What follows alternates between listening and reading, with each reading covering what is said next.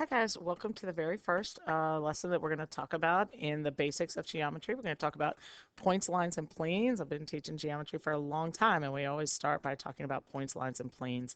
And why do we do that? We do that really, in essence, if you look at these essential questions, how can two or more figures intersect? How can you visualize a figure concept from a description? The critical criteria is every time you look, think about how you look at a map, or when you Google someplace, if you put something in Google Maps and you're going to get directions to somewhere on your GPS, very often it will show a location as a dot. Here's where you want to go, here's where you are, and then it'll give you some lines that are not always straight lines to get there, because obviously our streets are not always straight.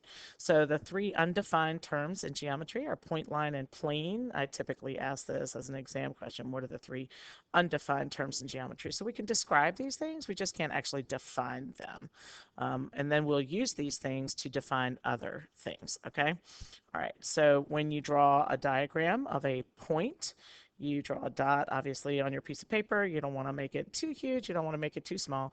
And then you name it with a capital letter of the alphabet. So it has no dimension, to a dot. Try to think about things that you can see either in your room or in the world that you visualize as points. There's a lot of things probably that you visualize as points, but it's always a good idea to get a representation in your mind, like stars in the sky. I like to think about sometimes when the sunlight is streaming through the window in the room, you can see dust motes floating around. I think about those as points in space. So it has no dimension, and it represents a location.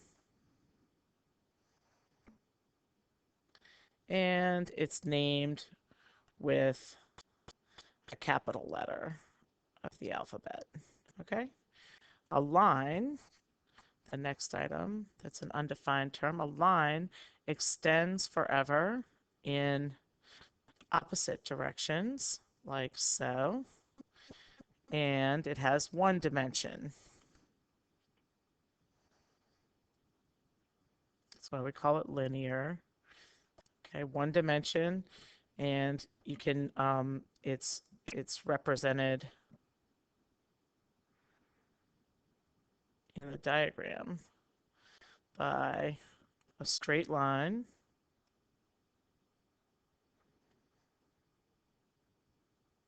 with two arrowheads, and it extends forever in opposite directions. And you can name a line with 2 points on the line, or with a lowercase script or cursive letter. Okay, so one way, we'll talk about naming this in symbols. We could call this line XY, and we would put double-headed arrows over top of that. Or let's say we could call this line L. That's another way to name that line. A plane is represented by a flat four-sided figure. Typically, it's represented by a flat four-sided figure that looks something, shouldn't have arrows on it right here, but it looks something like this. Okay, and you would see points in that plane. Any three non-collinear points can be used to name that plane. So I could call this plane EFG, or I could put a cursive letter, usually off on the side a little bit, and name it with a single letter as long as there's no point associated. So this is two-dimensional, and it's a flat surface. Of course, it'd be nice if I could spell flat surface.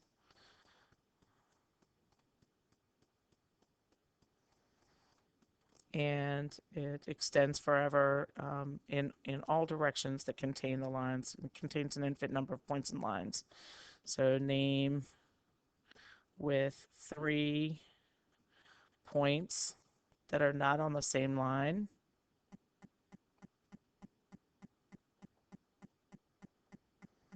or 1 letter in the corner of the plane. Usually it's a capital letter in the corner of the plane. Okay, so that's points, lines, and planes. And see if we can move on to the next slide. If we could, that would be lovely. All right, so let's talk about collinear points. Collinear points are points that lie all on the same line. So I'm just going to delete this so that you can see that. Points that lie on the same line. There's an infinite number of collinear points. You really are just going to be asked to name however many you need to name. So we'll draw a line. And we can say if we have a bunch of points on here, we've got point A, B, and C. That's an example of collinear points. Got it? Coplanar points are points that lie in the same plane. So points that lie in the same plane would be in the same flat four-sided figure that represents that plane. And coplanar points don't have to be in the same line or on the same line. So E, F, and G. Points that lie in the same plane. So you need, it's possible that we can just talk about E and F being coplanar. The problem with just talking about 2 points is if you only have 2 points, then there's an infinite number of planes that pass through those 2 points. And space is the set of all points. So all of space contains all of the points in the universe. So let's talk about identifying collinear points, and I think it's always a good idea on your own if you've got the notes and you've printed them or if you've saved them on your tablet or something like that, for you to pause the video for a minute and try to do what you can do on your own. A lot of you have had geometry information before at an earlier age, and so do your best to do what you can do on your own and then go back and check your answers. So this is a great time for you to pause it. So we want to know our points E, F, and C collinear, and we take a look. Here's point E, here's point F, here's point C, and that's a yes. And if so, name the line on which they lie. That would be line M. I'm going to write a script M rather, or cursive M, whichever you can do. That would be ideal. Okay. There's another way that we can name that line, and we'll talk about alternative names for that. We can call that line FC, line EF, so forth and so on. Our points EF and D collinear. That's no. Our points P, they don't lie on the same line because you can't draw one for B. E, F, and D are not collinear because you can't draw one straight line through all 3 points at the same time. Our points P, F, and C collinear. That's also no. And then we want to name line M in 3 ways. Well, we've already got line M, so let's talk about other ways. This goes back to question A right there. So we can call that line EF. You can reverse the order if you want. We can call that line FC. And we can call that line EC. This is how we name a line in symbols. If you're going to use points on the line, you pick 2 points that are on the line and only 2. Don't use 3. Don't ever use 3 points to name a line. And then you put a double-headed arrow bar on top. So why do you think the arrowheads are used when drawing a line or naming a line such as line EF? Well, obviously, it's because it shows extending forever in opposite directions, right? Okay, and then I think on, yeah, there we go. Now we want to name the plane represented by the front of the cube. So this is sometimes where students have different visualizations, and the cube can kind of switch the direction that it's kind of coming off of the page at you a little bit. So I'm going to visualize this cube as the front as being plane, this plane containing A, E, F, and B here. So I visualize that as the front. So I'm going to call that plane, and there's no symbol for plane. You're going to have to write the word plane EAB. If you can use any 3 of the points on the plane, if you really want to use all 4, it's not that big a deal, but I'm going to call it plane EAB. And you can list different names for the plane represented. Let's talk about B.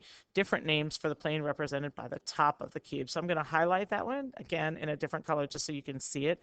So I visualize the top of the cube as these points that help show you that flat surface right there, almost like a box of tissues. In this case, it's supposed to look like a cube of ice. So I'm going to call this, I could call it plane HEF or plane HFG or plane E, F, G. So there's lots of different names, and you don't have to go in order when you're naming a plane, anything like that. So that's just how we talk about points, lines, and planes a little bit. You're going to need to remember the terms collinear, coplanar, and things like that. And then, so let's talk about what a segment is. A segment is a segment consists of two endpoints and all the points between the endpoints that are collinear with those. So you would draw a segment like so, and you can name the segment. Let's talk about, first of all, putting the endpoints on here so you can see them. You know, they're there. You just can't see them very well. So we're going to call this X. We'll call that Y. So we can call this segment XY, or you can call it segment YX. You cannot name a segment with a lowercase letter the same way that you can name a line. So a segment must be named by the endpoints and only by the endpoints, and that's it. You just need to know that obviously there's an infinite number of points that are collinear with X and Y that are all in between there. They're just so close together and packed so close that it looks like one solid line, okay? Array is part of a line with one endpoint that extends forever in one direction. Got it? So it's part of a line with one endpoint extending forever in one direction. So it can go like this, and we can call this ray A, B. So endpoint A in symbols, it would look like this. Even if I draw a ray in a different position, like let's say I draw a ray like this, it still gets named endpoint first and then any point that it passes through. So if this is MN, then this would be ray MN.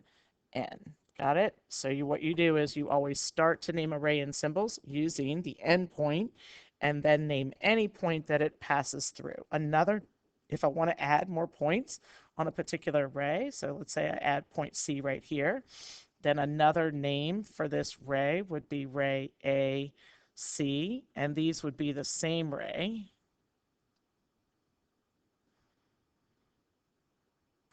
Okay, but we can't say ray BA. That is definitely not the same at all, so that's a big no-no. All right, opposite rays. Opposite rays are two rays that share a common endpoint and extend forever in opposite directions. So opposite rays really just make a line. So I'll draw them as opposite rays, but they're really just going to form a line. So opposite rays would be like such, and same endpoint extending in the other direction. Really doesn't look like that's a line very well. So maybe if I try to clean that up just a little bit and make it a little straighter, maybe now it looks a lot more like a line. Okay, so let's say ray AB and ray AX. Ray AB and ray AX are opposite rays. They have to go in opposite directions, and they do have to have that point in common, so that's kind of a big deal. And the intersection of figures is the set of points that figures have in common. Okay, so we're going to talk about that a little bit more when we talk about intersecting lines and so forth. Okay, and